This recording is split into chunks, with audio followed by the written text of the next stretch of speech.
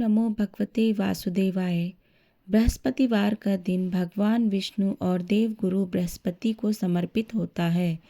इस दिन श्रद्धा और विश्वास के साथ व्रत करने से जीवन में धन, वैभव, सुख, शांति और वैवाहिक बाधाएं दूर होती हैं।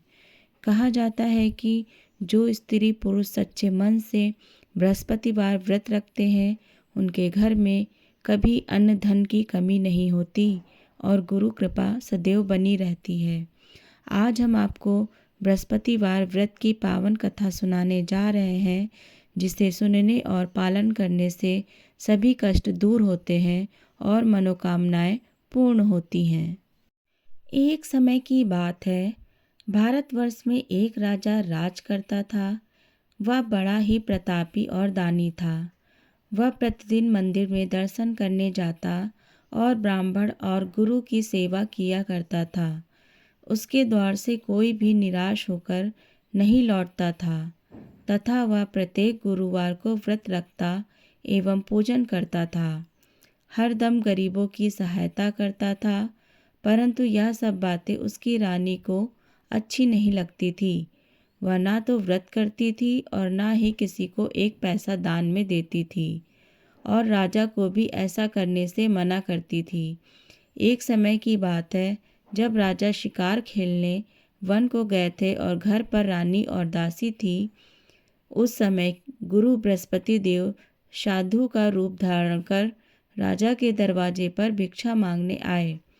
रानी से भिक्षा मांगी तो वह कहने लगी कि हे साधु महाराज, मैं इस दान और पुण्य से तंग आ गई हूँ।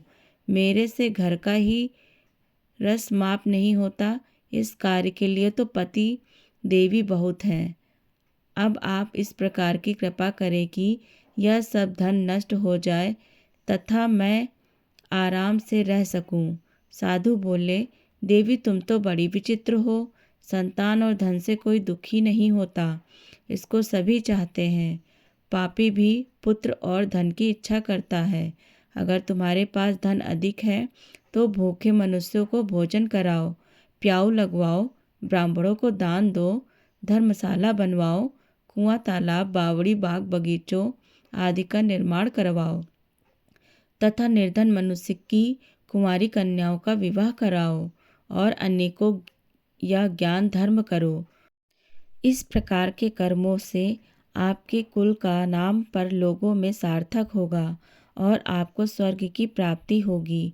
परंतु वह रानी इन सब बातों से खुश नहीं हुई। वह बोली, हे साधु महाराज, मुझे ऐसे धन की आवश्यकता नहीं जिसको और मनुष्य को दान दूं तथा जिसको रखने संभालने में ही मेरा सारा समय नष्ट हो जाए।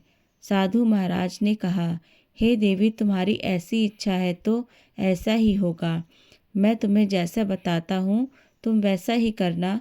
बृहस्पतिवार के दिन घर को गोबर से लीपना, अपने केसों को धोना, केसों को धोते समय स्नान करना, राजा से कहना कि हजामत बनवा ले, भाग जन्म में मांस मदिरा खाना, कपड़ा धोबी के यहाँ धुलने डालना। इस प्रकार 7 बृहस्पतिवार करने से तुम्हारा समस्त धन नष्ट हो जाएगा। यह कहकर वह साधु महाराज वहाँ से अंतर ध्यान हो गए। रानी ने साधु के कहने के अनुसार वैसे किया।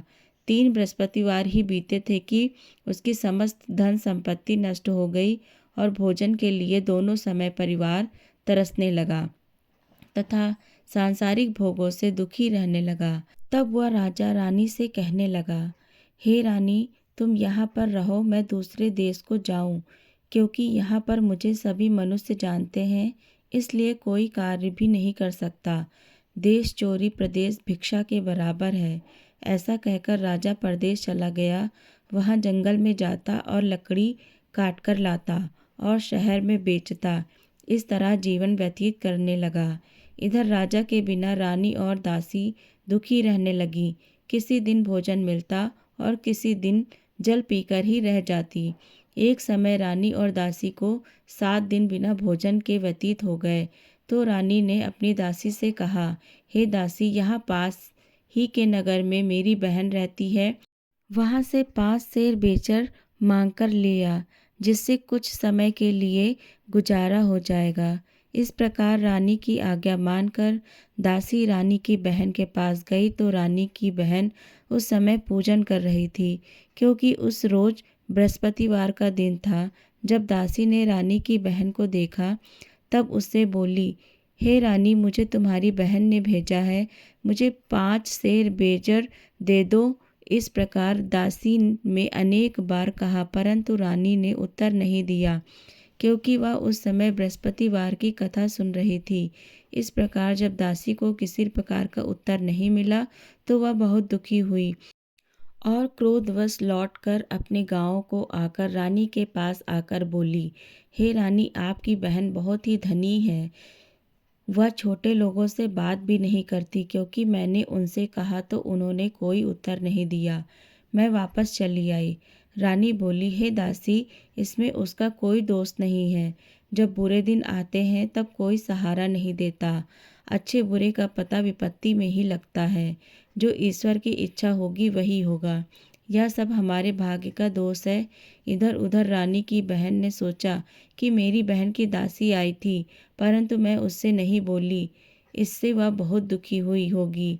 यह सोच कथा को सुन और विष्णु भगवान का पूजन समाप्त कर वह रानी अपनी बहन के घर चलती और आकर अपनी बहन से कहने लगी, हे बहन, मैं बृहस्पतिवार का व्रत कर रही थी जब तुम्हारी दासी आई थी, परंतु जब तक कथा होती तब तक न उठते हैं और न बोलते हैं, इसलिए मैं न बोली कि दासी क्यों गई थी।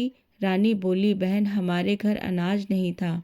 वैसे तो तुमसे कोई बात छिपी नहीं है, इस कारण मैंने दासी को तुम्हारे पास 5 सेर बेसर के लिए भेजा था। रानी की बहन बोली, बृहस्पति भगवान सभी की मनोकामना पूरी करते हैं। देखो, शायद तुम्हारे घर में भी अनाज रखा हो। इस प्रकार का वचन जब रानी ने सुना तो घर के अंदर गई। वहाँ उसे एक घड़ा अनाज से भरा मिल गया। तब वह रानी और बंदी बहुत ही खुश हुई। दासी कहने लगी, हे रानी, देखो, वैसे ही हमको भोजन नहीं मिलता तो हम रोज ही व्रत करते हैं। अगर इनसे व्रत की विधि और कथा पूछ लो तो उससे हम भी किया करेंगे। तब उस रानी ने अपनी बहन से पूछा, हे बहन, बृहस्पतिवार के व्रत का क्या नियम है? तब रानी की बहन ने बताया, बृहस्पतिवार के व्रत में चने की दाल और मुनक्का से भगवान विष्णु को केले की जड़ में पूजन करें तथा दीपक जलाएं, पीला भोजन करें तथा कथा सुनने हैं कि इस प्रकार करने से गुरु भगवान प्रसन्न होते हैं और न पुत्र धन देते हैं, मनोकामना पूरी करते हैं। इस प्रकार रानी और दासी दोनों ही निश्चय किया कि बृहस्पतिवार भगवान का पूजन जरूर करेंगे। 7 दिन बाद बृहस्पतिवार आया तो उन्होंने व्रत रखा। दासी से घुड़साल में जाकर चना और गुड़ बीन लाई तथा उसकी दाल से केले की जड़ का तथा विष्णु भगवान का पूजन किया। अब भोजन पीला कहाँ से आए? दोनों बड़ी दुखी हुई, परंतु उन्होंने व्रत किया था, इस कारण गुरु भगवान प्रसन्न थे। 2 थालों में सुंदर पीला भोजन लेकर आए और दासी को देखकर बोले, हे दासी, यह तुम्हारे और रानी के लिए भोजन है, तुम दोनों भोजन कर लेना। तो दासी भोजन पाकर बड़ी प्रसन्न हुई और रानी से बोली, चलो रानी की भोजन कर लो। रानी को इस विषय में कुछ पता नहीं था, इसलिए वह दासी से बोली, तू ही भोजन कर, क्योंकि तू हमारी व्रत में हंसी उड़ाती है। दासी बोली कि एक महात्मा भोजन दे गया है। रानी कहने लगी, वह भोजन तेरे लिए दे गया है, तू ही भोजन कर। दासी ने कहा, वह महात्मा हम दोनों को 2 थाल में भोजन दे गया है, इसलिए हम और तुम दोनों ही साथ साथ भोजन करेंगे। इस प्रकार रानी और दासी ने गुरु भगवान को नमस्कार कर भोजन प्रारंभ किया तथा भव्य प्रत्येक बृहस्पतिवार को गुरु भगवान का व्रत और विष्णु भगवान का पूजन करने लगी। बृहस्पति भगवान की कृपा से रानी और दासी के पास धन हो गया। रानी फिर इसी प्रकार आलस्य करने लगी। तब दासी बोली, देखो रानी, तुम पहले भी इसी प्रकार आलस्य करती थी, तुम्हें धन रखने में कष्ट होता था, इस कारण सभी धन नष्ट हो गया। अब गुरु भगवान की कृपा से धन मिला है कि हमें दान पुण्य करना चाहिए। दान में भूखे मनुष्यों को भोजन कराओ, प्याऊ लगवाओ। ब्राह्मणों को दान दो, कुआं, तालाब, बावड़ी आदि का निर्माण करो, मंदिर और पाठशाला बनवाकर 2 कुमारी कन्याओं का विवाह करवाओ। धन को शुभ कार्यों में खर्च करो, जिससे तुम्हारे कुल का यश बढ़े तथा स्वर्ग प्राप्त हो और पितर प्रसन्न हो। तब रानी ने इसी प्रकार के कर्म करने प्रारंभ कर दिए तो काफ़ी यश फैलने लगा। एक दिन रानी और दासी विचार करने लगी कि न जाने हमारे राजा किस दिशा में होंगे, उनकी कोई खोज खबर नहीं है। गुरु भगवान से उन्होंने प्रार्थना की तो एक दिन भगवान ने रात्रि में राजा के स्वप्न में कहा, हे राजन, उठ, तेरी रानी तुझको याद करती है, अपने देश को चला जा। राजा प्रातःकाल उठा और विचार करने लगा, स्त्री खाने और पहनने की ही साथी होती है। वह भगवान की आज्ञा मानकर अपने नगर के लिए चलने को तैयार हुआ। इससे पूर्व जब राजा परदेश चला गया था तो प्रदेश में दुखी रहने लगा। प्रतिदिन जंगल में से लकड़ी बीन कर लाता और उन्हें शहर में बेचकर अपने दुखी जीवन को बड़ी कठिनता से व्यतीत करता था। एक दिन राजा दुखी होकर अपनी पुरानी बातों को याद करके रोने लगा। तब जंगल में बृहस्पति देव एक साधु का रूप धारण करके आए और राजा के पास आकर बोले, हे लकड़हारे, तुम्हें सुनसान जंगल में किस चिंता में बैठे हो, मुझको बताओ। यह सुनकर राजा के नेत्रों में जल भर आया और साधु की वंदना कर बोला, हे प्रभु, आप सब कुछ जानने वाले हो। इतना कहकर साधु को अपनी कहानी सुना दी। महात्मा दयालु होते हैं। वे राजा से बोले, हे राजन, तुम्हारी स्त्री ने बृहस्पति देव का अपमान किया था, जिस कारण तुम्हारी यह दशा हुई। अब तुम किसी प्रकार की चिंता मत करो, भगवान तुम्हें पहले से अधिक धन देगा। देखो, तुम्हारी स्त्री ने बृहस्पतिवार का व्रत प्रारंभ कर दिया है और तुम मेरा कहना मानकर बृहस्पतिवार का व्रत करके चने की दाल व गुड़ को जल के लोटे में डालकर केले का पूजन करो। फिर कथा कहो और सुनो, भगवान तुम्हारी सारी मनोकामनाओं को पूरा करेंगे। साधु को प्रसन्न देखकर राजा बोला, हे प्रभु, मुझे लकड़ी बेचकर इतना पैसा नहीं मिलता जिससे भोजन करने के उपरांत कुछ बचा सकूं। मैंने रात्रि में अपनी रानी को व्याकुल देखा है। मेरे पास कुछ भी नहीं है जिससे उसकी खोज खबर मंगा सकूं, और फिर मैं बृहस्पति देव की कौन सी कथा कहूँ यह भी मुझको मालूम नहीं है। साधु ने कहा, हे राजन, तुम किसी बात की चिंता मत करो। बृहस्पतिवार के दिन रोजाना की तरह लकड़ियाँ लेकर शहर को जाओ। तुमको रोज से दुगना धन प्राप्त होगा, जिससे तुम भली भांति भोजन कर लोगे तथा बृहस्पति देव की पूजा का सामान भी आ जाएगा। बृहस्पतिवार की कहानी इस प्रकार से है। प्राचीन काल में एक ब्राह्मण था। वह बहुत ही निर्धन था। उसका कोई भी संतान नहीं थी। वह नित्य पूजा पाठ करता, परंतु उसकी स्त्री बहुत मलिनता के साथ रहती थी। वह स्नान करती, न किसी देवता की पूजा करती, प्रातःकाल उठते ही भोजन करती, बाद में कोई अन्य कार्य करती। इससे ब्राह्मण देवता बड़े दुखी थे। बेचारे बहुत कुछ कहते थे, किंतु उसका कोई परिणाम नहीं निकलता। भगवान की कृपा से ब्राह्मण की स्त्री के कन्या रूपी रत्न पैदा हुई और वह कन्या अपने पिता के घर में बड़ी होने लगी। वह बालिका प्रातः स्नान करके विष्णु भगवान का जप करने लगी, बृहस्पतिवार का व्रत करने लगी, अपने पूजा पाठ को समाप्त करके स्कूल जाती, अपनी मुट्ठी में जो भरकर ले जाती और पाठशाला जाने के मार्ग में डालती जाती। वही जो स्वर्ण के हो जाते तो लौटते समय उनको बिन कर घर ले जाती थी। एक दिन वह बालिका सूप में सोने के जो पटक कर साफ कर रही थी तो उसकी माँ ने देख लिया और कहा, हे बेटी, सोने के जौ को फटकने के लिए सोने का सूप होना चाहिए। दूसरे दिन बृहस्पतिवार था। इस कन्या ने व्रत रखा और बृहस्पति देव से प्रार्थना करके कहा, हे प्रभु, यदि मैंने आपकी पूजा सच्चे मन से की हो तो मेरे लिए सोने का सूप दे दो। बृहस्पति देव ने उसकी प्रार्थना स्वीकार कर ली। रोजाना की तरह वह धनिया जौ फैलाती हुई स्कूल को गई और जब लौटकर आ रही थी तो बृहस्पति देव की कृपा से रास्ते में सोने का सूप मिला। उसे वह घर ले आई और उससे जो साफ करने लगी, परंतु उसकी माँ का वही ढंग रहा कि एक दिन की बात है, वह कन्या सोने के सूप में जौ साफ कर रही थी। उसी समय उस शहर के राजपूत वहां से होकर निकला। इस कन्या के रूप और कार्य को देखकर मोहित हो गया और अपने घर जाकर भोजन तथा जल त्याग कर उदास होकर लेट गया। राजा को इस बात का पता लगा तो अपने मंत्रियों के साथ अपने पुत्र के पास गए और बोले, हे पुत्र, तुम्हें किस बात का कष्ट है? किसने तुम्हारा अपमान किया है या कोई और कारण है? सो कहो, मैं वही कार्य करूँगा जिससे तुम्हें प्रसन्नता हो। राजकुमार ने अपने पिता की बातें सुनी तो वह अपने पिता से बोला, हे पिताजी, आपकी कृपा से मुझे किसी बात का दुख नहीं है, ना ही किसी ने मेरा अपमान किया है, परंतु मैं उस लड़की के साथ विवाह करना चाहता हूँ जो सोने के सूप में जौ साफ कर रही थी।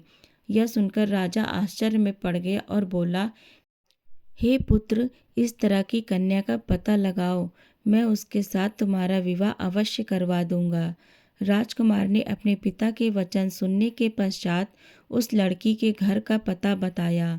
राजकुमार के बताए पते के अनुसार मंत्री उस लड़की के घर गए और ब्राह्मण कन्या का विवाह राजकुमार के साथ संपन्न हो गया। कन्या के घर से जाते ही पहले ही की भांति उस ब्राह्मण देवता के घर में गरीबी का निवास हो गया। अब भोजन के लिए भी अन्न बड़ी मुश्किल से मिलता था। एक दिन दुखी होकर ब्राह्मण देवता अपनी पुत्री के पास गए। बेटी ने पिता की दुखद हालत को देखकर अपनी माँ का समाचार पूछा। तब ब्राह्मण ने सब हाल कह सुनाया। तब बेटी ने बहुत सा धन देकर अपने पिता को विदा किया। इस तरह ब्राह्मण का कुछ समय सुखपूर्वक व्यतीत हुआ था। कुछ दिन बाद फिर वही हाल हो गया। ब्राह्मण फिर अपनी कन्या के यहाँ गया और सभी हाल कहा तो लड़की बोली, हे पिता, आप माता जी को यहाँ ले आइए, मैं उन्हें यह विधि बता दूंगी जिससे आपकी गरीबी दूर हो जाए। वह ब्राह्मण देवता अपनी स्त्री को साथ लेकर बेटी के घर पहुंचा तो पुत्री अपनी माँ को समझाने लगी, हे माँ, तुम प्रातः काल उठकर प्रथम स्नान आदि करके विष्णु भगवान का पूजन करो तो सब दरिद्रता दूर हो जाएगी। परंतु उसकी माँ ने उसकी एक भी बात नहीं मानी और प्रातःकाल उठकर अपनी पुत्री और बच्चों के जूठन को खा लेती थी। एक दिन उसकी पुत्री को बहुत क्रोध आ गया और एक रात में कोठरी से सभी सामान निकाल दिया और अपनी माँ को उसमें बंद कर दिया। प्रातःकाल उसमें से माँ को निकाला तथा स्नान आदि कराकर पूजा पाठ करवाया तो उसकी माँ की बुद्धि ठीक हो गई और फिर प्रत्येक बृहस्पतिवार को व्रत रखने लगी। इस व्रत के प्रभाव से उसकी माँ भी बहुत ही धनवान तथा पुत्रवती हो गई और बृहस्पति देव की कृपा से स्वर्ग को प्राप्त हुई तथा वह ब्राह्मण भी सुखपूर्वक इस लोक से सुख भोग कर स्वर्ग को प्राप्त हुए। इस तरह कहानी कहकर साधु देवता वहाँ से लुप्त हो गए। धीरे धीरे समय व्यतीत होने लगा। फिर बृहस्पतिवार का दिन आया तो राजा जंगल में लकड़ी काटकर किसी शहर में बेचने गया। उसे उस दिन और दिन की अपेक्षा अधिक धन मिला। राजा ने चना गुड़ आदि लाकर बृहस्पतिवार का व्रत किया। उस दिन से उसके सभी कष्ट दूर हुए। परंतु जब दोबारा बृहस्पतिवार आया तो वह व्रत करना ही भूल गया। इस कारण बृहस्पति भगवान नाराज हो गए। उसी दिन उस नगर के राजा ने विशाल यज्ञ का आयोजन किया तथा शहर में यह घोषणा करवा दी कि कोई भी मनुष्य अपने घर भोजन न बनाए तथा आगे भी न जलाए। समस्त लोग मेरे यहाँ भोजन करने आए। इस आज्ञा को जो नहीं मानेगा उसको फांसी की सजा दी जाएगी। इस तरह से घोषणा संपूर्ण नगर में करवा दी गई। राजा की आज्ञा सुनकर शहर के सभी लोग भोजन करने गए, लेकिन लकड़हारा कुछ देर से पहुंचा, इसलिए राजा उसको अपने साथ घर ले गए और ले जाकर भोजन करा रहे थे तो रानी की दृष्टि उस खूंटी पर पड़ी जिस पर उसने अपना हार लटका रखा था। वहाँ पर दिखाई नहीं दिया तो रानी ने हार की चोरी के अपराध में लकड़हारे को सिपाही बुलवाकर उसको जेल खाने में डलवा दिया। जब राजा जेल खाने में गया तो बहुत दुखी होकर विचार करने लगा कि न जाने कौन से पूर्व जन्म के कर्म है जिसके कारण मुझे ऐसा दुख प्राप्त हो रहा है। फिर राजा उसी साधु को याद करने लगा जो जंगल में मिला था। उसी समय तत्काल बृहस्पति देव साधु के रूप में प्रकट हो गए और उसकी दशा को देखकर कहने लगे, अरे मूर्ख, तूने बृहस्पति देव की कथा नहीं की, इस कारण तुझे दुख प्राप्त हुआ। अब चिंता मत कर, तेरे सभी कष्ट दूर हो जाएंगे। बृहस्पतिवार के दिन उसे 4 पैसे मिले। राजा ने उससे पैसे की सहायता से अपना व्रत और पूजन किया। उसी रात्रि को जब राजा सो रहा था तो बृहस्पति देव ने राजा को स्वप्न में कहा, हे राजन, तुमसे जिस आदमी को जेल खाने में हार की चोरी के अपराध में बंद कर रखा है वह निर्दोष है, वह राजा है, उसे छोड़ देना। रानी का हार उसी खूंटी पर लटका हुआ है। अगर तू ऐसा नहीं करेगा तो मैं तेरे राज्य को नष्ट कर दूंगा। राजा प्रातःकाल उठा तो रानी का हार खूंटी पर टंगा देखकर लकड़हारे को बुलाकर क्षमा मांगी तथा राजा को योग्य सुंदर वस्त्राभूषण देकर विदा किया। गुरुदेव की आज्ञा अनुसार राजा अपने नगर को चल दिया। राजा जब नगर के निकट पहुंचा तो उसे बड़ा ही आश्चर्य हुआ कि नगर में पहले से अधिक बाग, तालाब, कुएं, मंदिर तथा बहुत सी धर्मशाला आदि बने हुए थे। राजा ने पूछा, यह किसका बाग और धर्मशाला है? तब नगर के सब लोग कहने लगे कि यह सब रानी और दासी के हैं। तो राजा को आश्चर्य हुआ और गुस्सा भी आया। जब रानी ने यह खबर सुनी कि राजा आ रहे हैं तो उसने दासी से कहा, हे दासी, देख, राजा हमको कितनी बुरी हालत में छोड़ गए थे। वह हमारी ऐसी हालत देखकर लौट न जाए, इसलिए तो दरवाजे पर खड़ी हो जा। रानी की आज्ञा अनुसार दासी दरवाजे पर खड़ी हो गई। तब राजा आए तो उन्हें अपने साथ लिवा लाई। तब राजा ने क्रोध करके अपनी तलवार निकाली और पूछने लगा, यह बताओ कि यदि तुम्हें ये सब कैसे प्राप्त हुआ? तब रानी ने कहा, यह धन हमें बृहस्पति देव की कृपा से प्राप्त हुआ है। राजा ने निश्चय किया कि 7 रोज बाद हम सभी बृहस्पति देव की पूजा शुरू करते हैं, परंतु पूजा में रोजाना दिन में 3 बार कहानी कहा करूँगा और रोज व्रत किया करूँगा। अब हर समय राजा के दुपट्टे में चने की दाल बंधी रहती थी तथा दिन में 3 बार कहानी कहता। एक बार राजा ने विचार किया कि चलो अपनी बहन के यहाँ हो आए। इस तरह घोड़े पर राजा सवार होकर अपनी बहन के यहाँ चलने लगे। मार्ग में उसने देखा कि कुछ आदमी एक मुर्दे को लिए जा रहे हैं। उन्हें रोककर राजा कहने लगा, अरे भाइयों, मेरे बृहस्पतिवार की कथा सुन लो।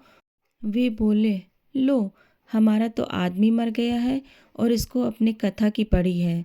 परंतु कुछ आदमी बोले, अच्छा कहो, हम तुम्हारी कथा भी सुनेंगे। राजन ने दाल निकाली और जब कथा आधी हुई तो मुर्दा हिलने लगा और जब कथा समाप्त हुई तो राम राम करके वह मनुष्य उठ खड़ा हुआ।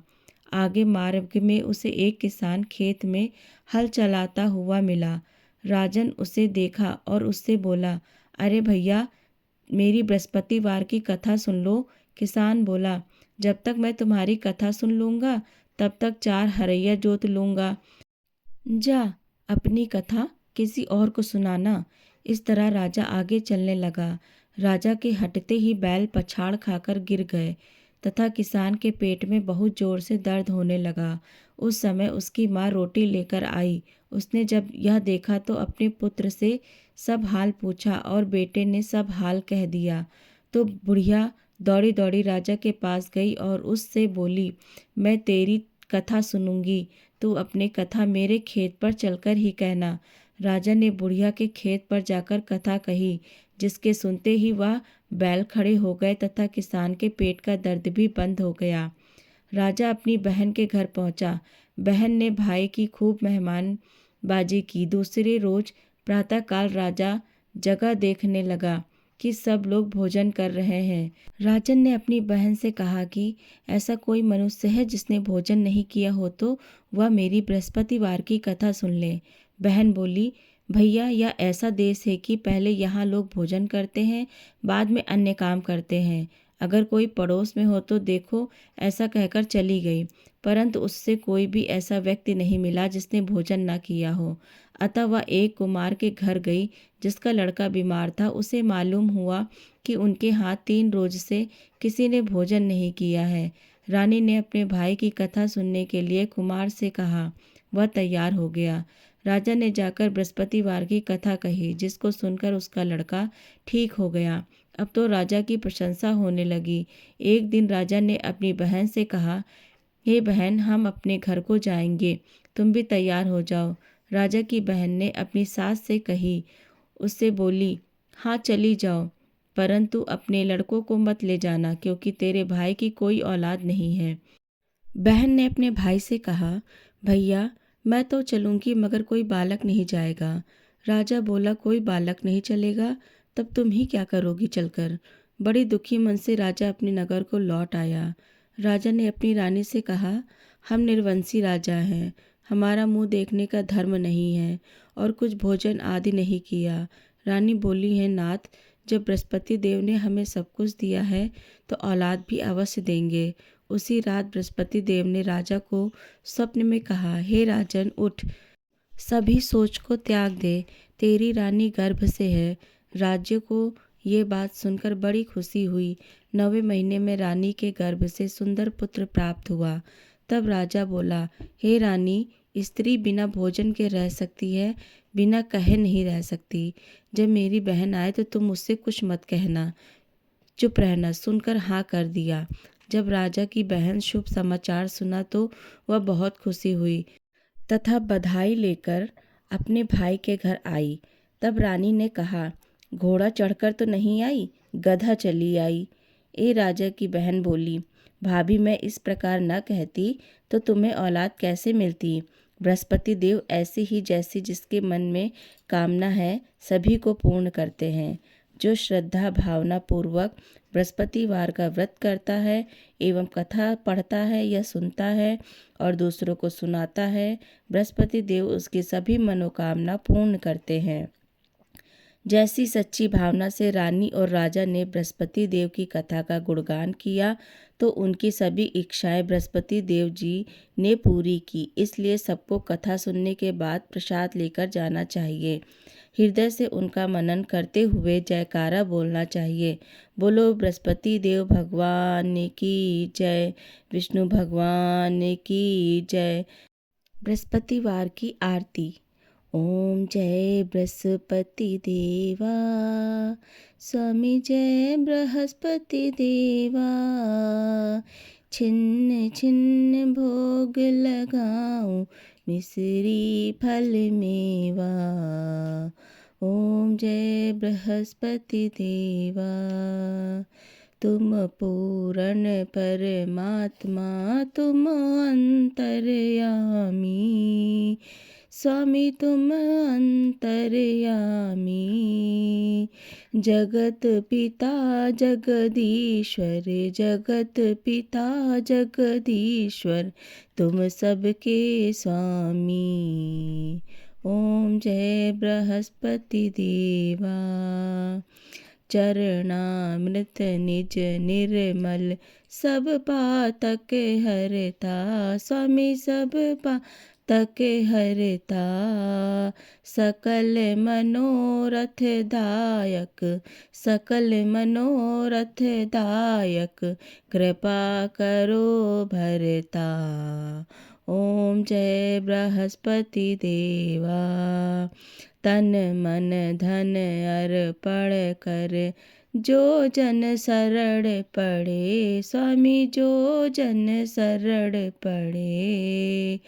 प्रभु प्रकट तब हो कर, प्रभु प्रकट तब हो कर, आकर द्वार खड़े। ओम जय बृहस्पति देवा। दीन दयाल दयानिधि, भगतन हितकारी, स्वामी भगतन हितकारी। पाप दोष सब हरता, पाप दोष सब हरता, भव बंधन हारी। ओम जय बृहस्पति देवा। सकल मनोरथ दायक, सब संशय तारो स्वामी, सब संशय तारो। विषय विकार मिटाओ, विषय विकार मिटाओ, संतन सुखकारी।